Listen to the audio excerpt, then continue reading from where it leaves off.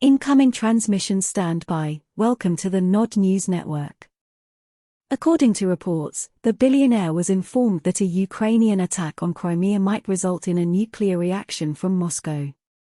Before deciding to turn off his Starlink satellite internet service in Crimea in September to block a Ukrainian attack on the peninsula, SpaceX CEO Elon Musk met with Anatoly Antonov, Russia's ambassador to the US, according to the Washington Post. More information concerning Musk's decision to cut down Starlink service to avert a Ukrainian drone attack on the Russian Black Sea Fleet facility in Sevastopol was revealed by the newspaper on Thursday. The incidents are detailed in historian Walter Isaacson's biography of the tech millionaire, which will be out next week.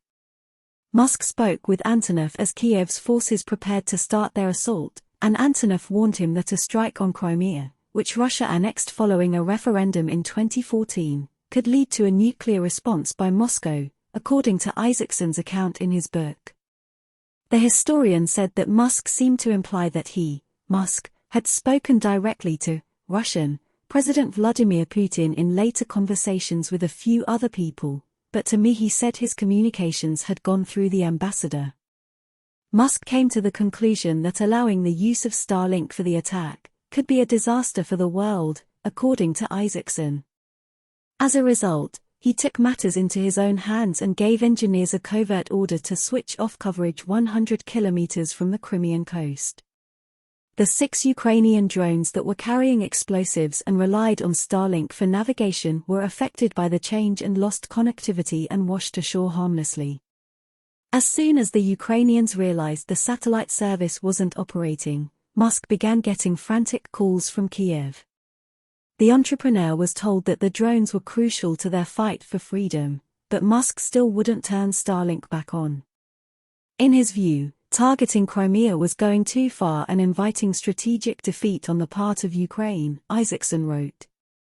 The historian further asserted that Musk had spoken with General Mark Milley, the chairman of the Joint Chiefs of Staff, and U.S. National Security Advisor Jake Sullivan about the matter, emphasizing to them that he didn't intend for Starlink to be used for offensive reasons. In a series of posts on X, previously Twitter, Musk offered a slightly different version of events, claiming that Starlink was never operating near Crimea and that he had merely declined Ukrainian requests to give coverage there.